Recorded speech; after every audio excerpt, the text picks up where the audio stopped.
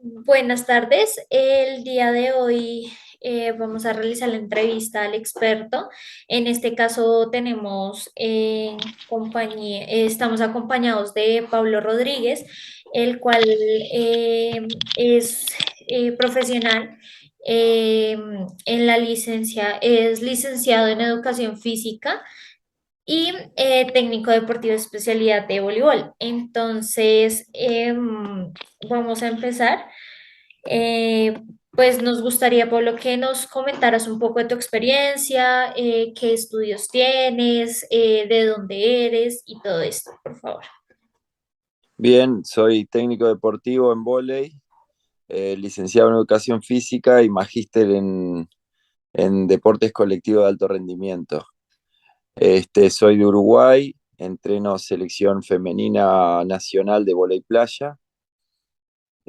También entrené hace 3 años voleibol indoor en un cuadro que jugó la primera divisional de Montevideo, que es la capital. Y ahora me encuentro entrenando voleibol femenino, la selección femenina. También entrené sub-21, sub-19 en masculino para el Mundial de Chipre y Tailandia, respectivamente. Bien. Bueno, ¿cómo, o sea, la profesión que estudiaste, de qué manera la has ido enfocando poco a poco, pues a toda esta experiencia que has tenido? Y de forma directa, porque las carreras este, son para lo que me he desempeñado, tanto la tecnicatura como alto rendimiento en deportes colectivos, como la licenciatura también. O sea, no he tenido que adaptar la carrera a la actividad que desenvuelvo hoy. No sé si era esa la pregunta.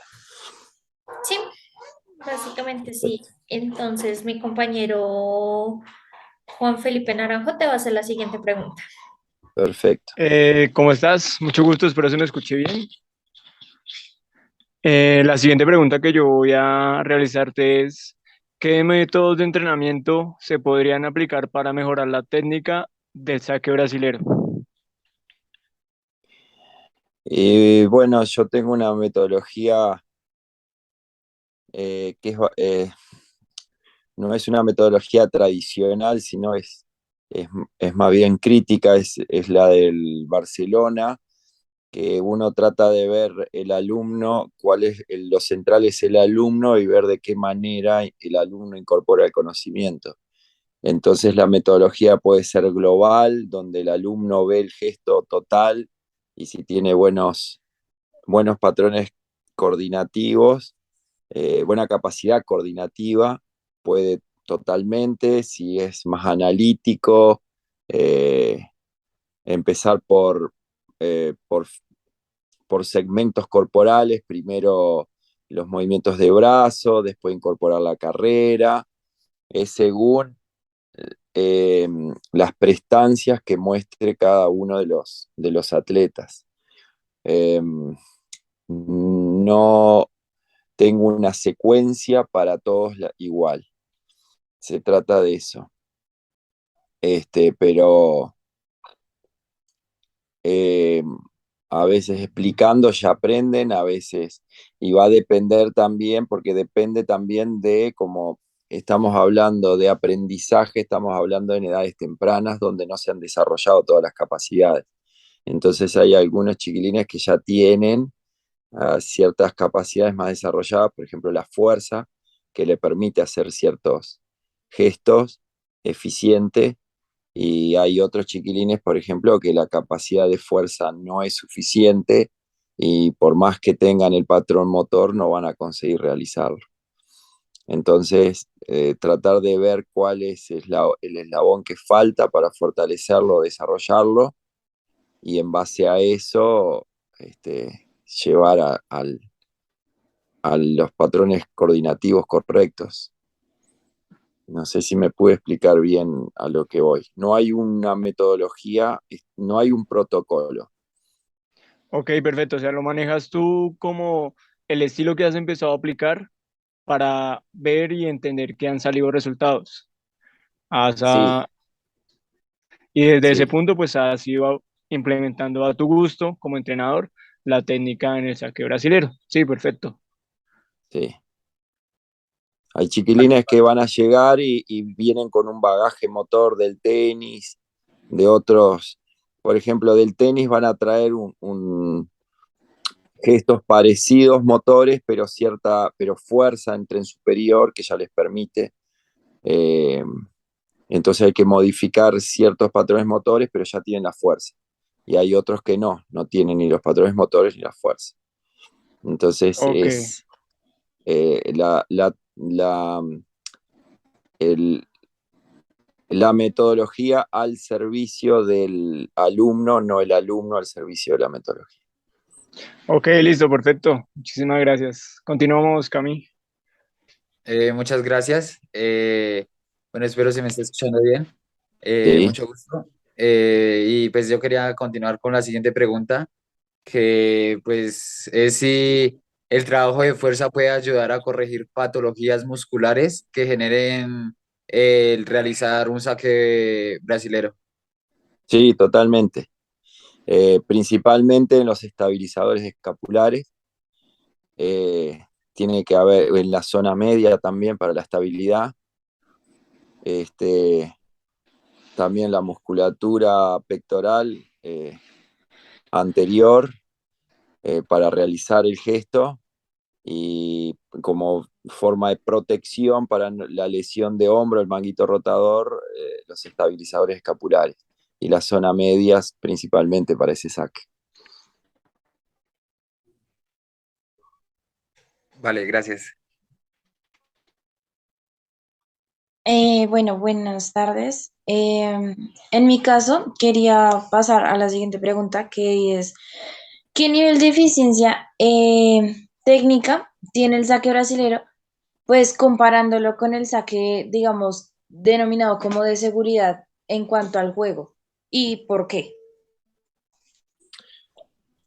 Y el saque brasilero, saque floating, tiende a ser, eh, es un saque que no se sabe a dónde va a caer por la fricción con el aire que genera. Es un saque más rápido que el de seguridad.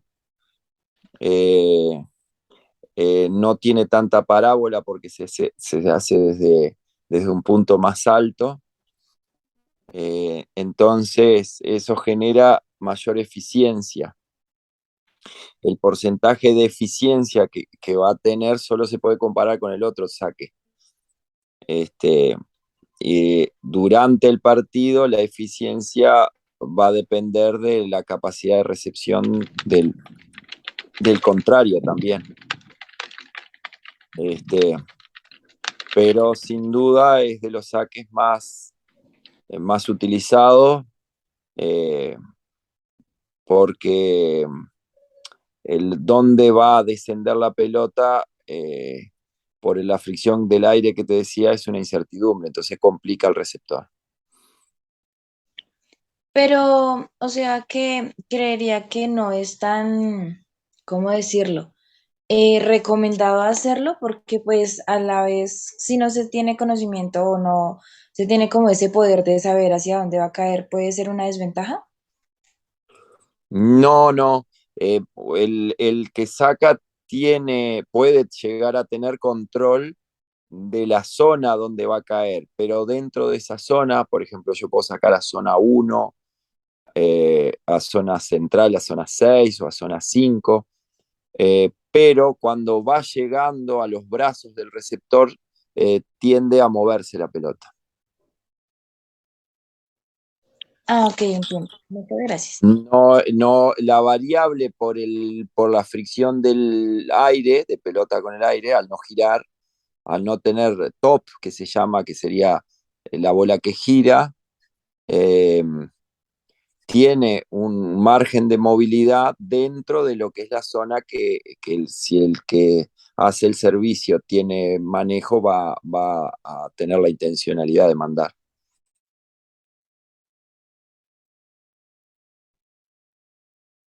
No sé si me entendiste. Sí, mucho mejor. Muchas gracias. Bien. Bueno, Paul, según tu experiencia, ¿cuál sería, o sea, cuál sería el ángulo que logra formar, pues, el hombro al realizar el movimiento constante del zanque brasilero? Y pues, si este ángulo de la respuesta que nos vas a dar llega a extenderse o a contraerse, ¿cuántos grados y por qué? Bueno, eso depende de la flexibilidad de la, depende de la anatomía y la flexibilidad que tenga el atacante. El que hace el servicio. El que hace el servicio a veces, porque el saque se considera como un ataque, por eso dije atacante. Pero depende de la anatomía, por ejemplo, si tiene acortamientos, si tiene lesiones previas, o si es, por ejemplo, ahora tengo un atleta que es un destacado, es un talentoso y viene de hacer natación cuando era chico.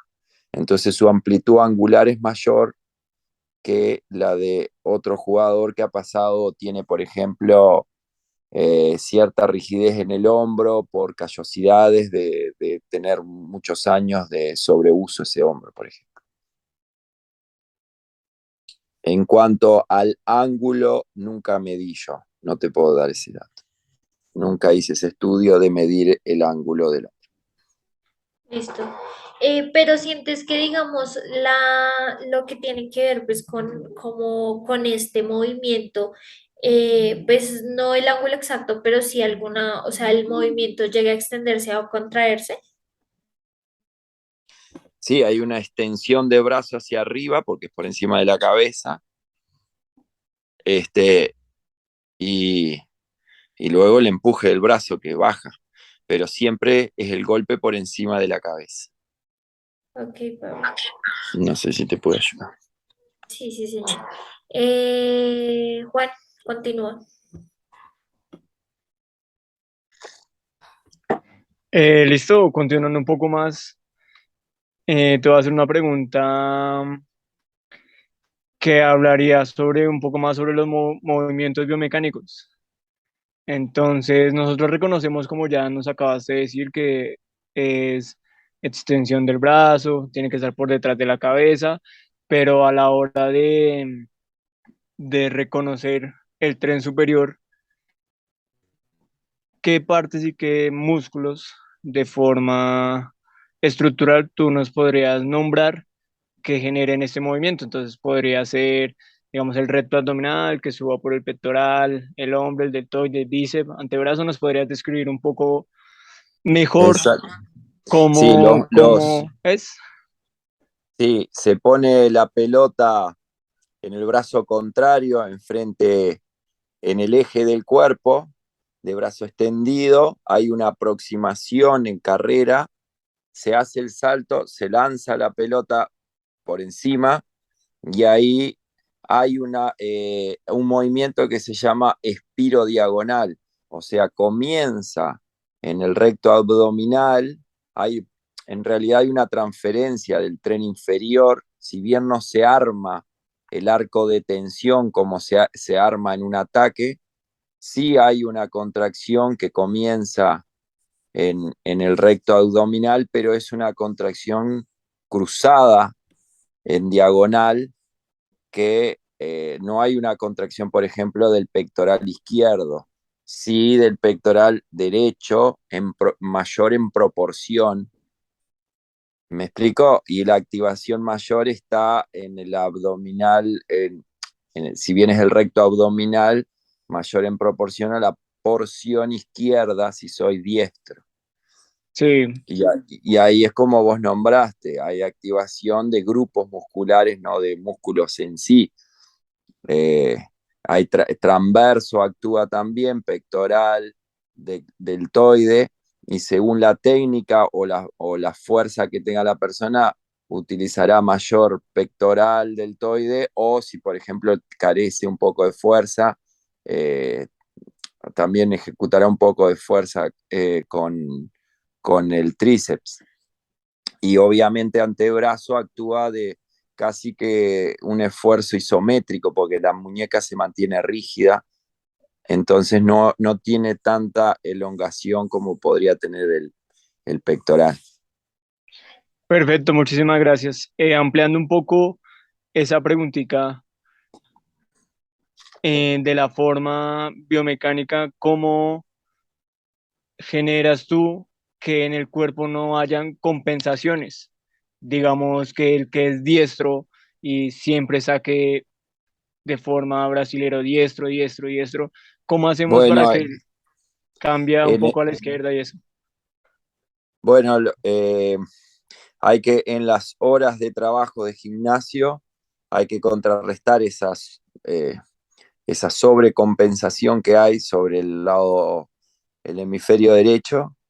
Y a mí me gusta, por ejemplo, en trabajos de fuerza, eh, si bien es un empuje, ese saque con el lado que hago el empuje, hacer tracciones y aumentar en el otro lado los empujes. Entonces, por ejemplo, si hago 6 repeticiones en el lado que ejecuta, en el otro lado hago 8 para compensar un poco.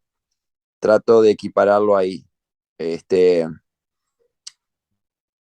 si bien no tengo un protocolo bien desarrollado en ese caso, pero trato de irlo llevando, principalmente si veo una posible patología como puede ser un hombro en antepulsión, este, o por ejemplo si el atleta es un talentoso y tiene mucha carga de trabajo arriba, entonces ahí trato de compensar más aún. Si es un niño que va 2, 3 veces a la semana, no, ahí no me preocupa tanto. Ok, ok, perfecto. Muchísimas gracias. Ya vamos a continuar con la otra pregunta. Bueno, continuando con la otra pregunta, eh, pues ya queríamos saber si cuál es el porcentaje de efectividad que tiene pues este saque brasilero cuando lo podemos realizar de una forma adecuada según la biomecánica. Y de ahí depende de otros factores lo que pasa.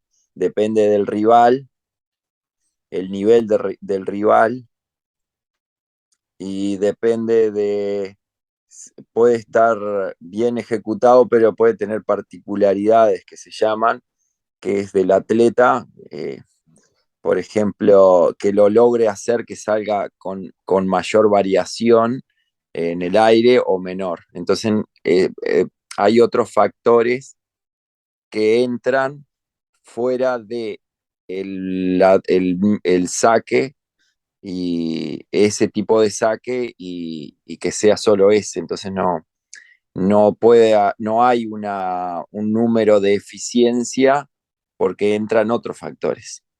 En un equipo adolescente que recibe mal y el que ejecuta el saque es muy bueno, seguramente sea muy eficiente.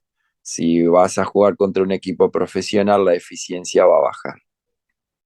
Comparado con otros saques, sí tiene mayor porcentaje de eficiencia comparado con el de seguridad y con el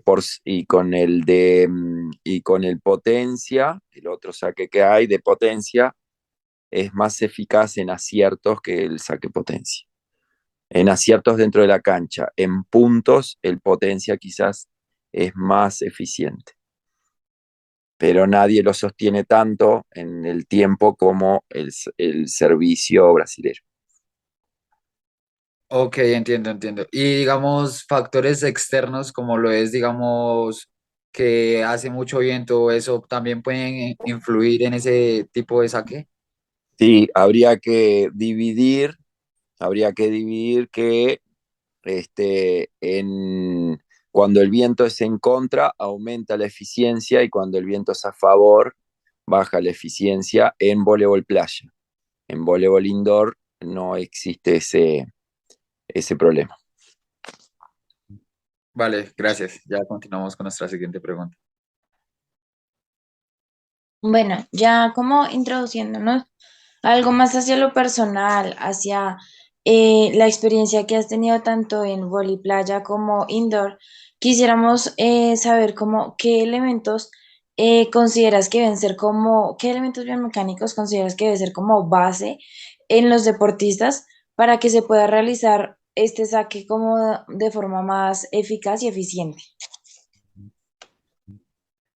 Fuerza, ahí no sé si entra como elemento biomecánico, quizás ustedes estén más empapados, pero como componentes para realizarlo tiene que haber fuerza, eso se va a ver reflejado en la capacidad de salto y es un gesto bastante eh,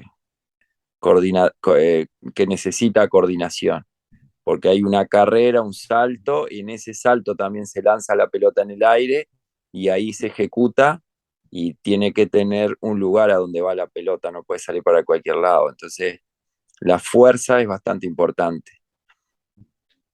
No lo puede hacer cualquiera que no tenga ciertos niveles de fuerza.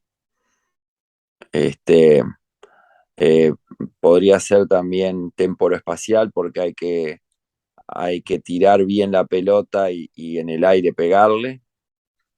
Este, Creo que esos son los componentes, a mi criterio. Bueno, Pablo, según tu conocimiento y pues tu experiencia en el voleibol, ¿cuáles crees que son las lesiones pues más comunes que se pueda o que se puedan presentar en el voliplaya y pues en el de interior? Las tendinopatías del manguito rotador, eh, ¿Nos, tendinitis, tendinitis del manguito rotador, microdesgarros, bursitis del... nos puedes hablar un poquito de, o sea, muy mínimo, por ejemplo, de la primera que nos nombraste, que desde mi, o sea, desde mi punto de vista, la primera vez que la escucho? Las tendinopatías son como el conjunto de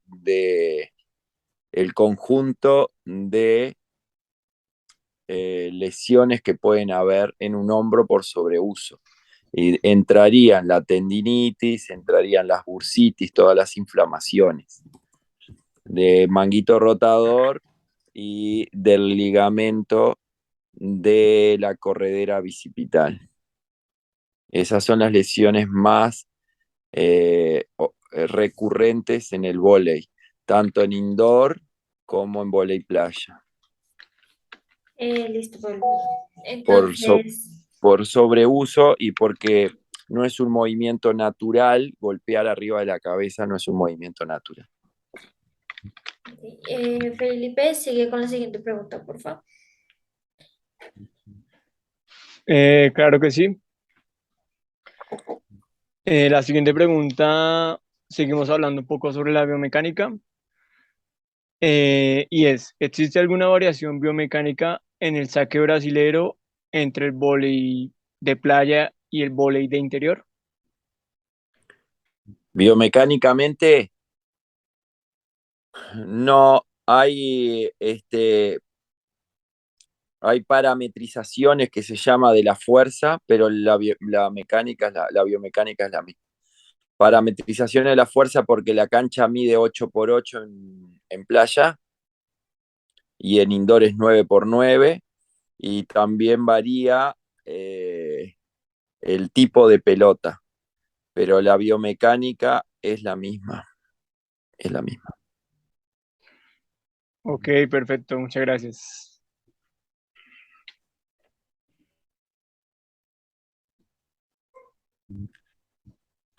Bueno, pasando a la siguiente pregunta, queríamos saber de pronto qué diferencias biomecánicas crees que existe pues, entre el saque brasilero eh, del voleibol masculino y el femenino.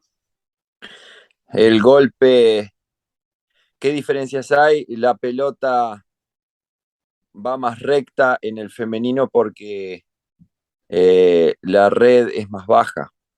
Entonces eh, hay menos parábola y es más difícil recibir la pelota en el vóley femenino. Esa sería la única diferencia a destacar. Después ya no hay más diferencia. Vale, gracias. Bueno, Pablo, ya como para finalizar, queríamos realmente agradecerte por esta amplitud del conocimiento que nos has dado frente a lo que es el vóley playa y el vóley indoor en cuanto a los componentes biomecánicos y componentes como naturales del entrenamiento, compartiendo su experiencia y no sé si tiene, digamos, algún consejo que nos pueda dar como futuros entrenadores. Eh, bueno, yo me estoy posicionado en una metodología del desarrollo crítico del atleta, en busca del desarrollo de la inteligencia del atleta, y donde el atleta es el centro, no la disciplina. Entonces, no tengo más remedio que decir que, bueno, prioricen las particularidades de cada alumno para el desarrollo eh, de todas sus potencialidades y, y no tanto que los alumnos se acoplen al deporte, sino poder acoplar el deporte al alumno. Eso básicamente. Listo, Pablo, muchísimas gracias por acompañarnos el día de hoy. Muchísimas gracias por aceptar esta entrevista con nosotros. Gracias pues por compartir los conocimientos que tienes acerca de este deporte pues con todos nosotros. No, no sé si alguno de mis compañeros quisiera hacerte ya la última pregunta para finalizar, porque pues ya se nos está acabando el tiempo y ya, o quiera decirte algo. No, pues desde creo parte mía y de mis compañeros queremos agradecerle por el tiempo que nos brindó y por esta entrevista, ya que pues gracias a las respuestas que nos ha dado ya tenemos un poco más de conocimiento sobre el tema y, y lo que vuelvo a recalcar, muchas gracias por la atención que nos brindó. No, por favor, a las órdenes y mucho éxito tanto en el trabajo como en sus carreras. Dale, hasta luego. Muchísimas gracias. Hasta luego, chiquilines, que pasen bien. Gracias, Pablo, hasta luego. Hasta luego. Por último, a modo de conclusión, el licenciado Pablo Ramírez coincide con varios aspectos que se investigaron en la matriz de investigación. Por eso se va a hacer como un comparativo donde se relaciona lo dicho por el evaluado y lo investigado en el estado del arte. Para esto se van a separar por preguntas.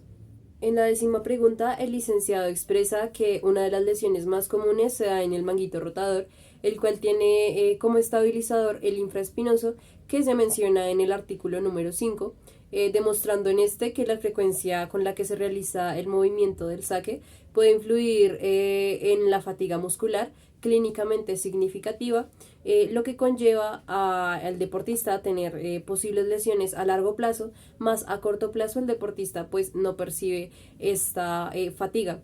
Por lo que Pablo recomienda en la pregunta número 2 implementar ejercicios de fuerza en los entrenamientos para fortalecer y pues evitar posibles lesiones. Así también menciona en la 7ª pregunta que sugiere los trabajos de fuerza para equilibrar y evitar la sobrecompensación que se genera a raíz de utilizar solo una lateralidad para realizar el saque. Por otro lado, en la pregunta número 11 se mencionan las diferencias biomecánicas entre el voleibol playa e indoor, para lo que el entrevistado menciona que no existen diferencias en estas variables, sin embargo presentan cambios en lo que él denomina como parámetros de fuerza, refiriéndose con esto a la medida de la cancha y el tipo de pelota. Lo anterior se puede confirmar en el artículo número 7 de la matriz, la cual señala que cuanto mayor sean las desviaciones del lugar de recepción previsto, mayores serán los movimientos correctivos a realizar. Además, también expone este artículo que, bueno, me permito leer, la efectividad del servicio flotante de voleibol radica que en el hecho de que la imprevisibilidad de la trayectoria de vuelo de la pelota aumenta significativamente la dificultad de su recepción. Lo que comprueba lo dicho por Pablo Ramírez, el licenciado, en las preguntas número 4 y número 8, donde menciona que la efectividad del saque brasilero depende de varios factores, como lo son el rival, la fricción del aire, la parábola que forma el balón al realizar el saque. Y pues esto ocasiona que no exista como cierto porcentaje de eficiencia del saque brasilero, pues por los factores mencionados. Sin embargo, dichos factores hacen que este tipo de saque sea mucho más eficiente que el saque que normalmente se utiliza, que es el de seguridad. Por último, se puede hablar de transferencia de energía en los músculos implicados en el gesto de saque brasilero, pues como lo menciona el entrevistado, existe una transferencia de fuerza desde el tren inferior, pasando por el recto abdominal y finalizando en el tren superior, de manera que genere un movimiento espirodiagonal, es decir, cuando la mano se encuentra atrás y por encima de la cabeza, pues para realizar el saque. Por ende, se estaría hablando de la existencia tanto de energía cinética como energía potencial, teniendo en cuenta que pues estas dos se relacionan directamente, por lo que incluso la energía cinética se encuentra al inicio del gesto, ya que pues existe movimiento, pues pero en menor medida. Y al ser lanzado el balón, esta se transfiere, la energía cinética se transfiere al objeto, que ahora, gracias al sujeto ejecutante, tiene mayor velocidad.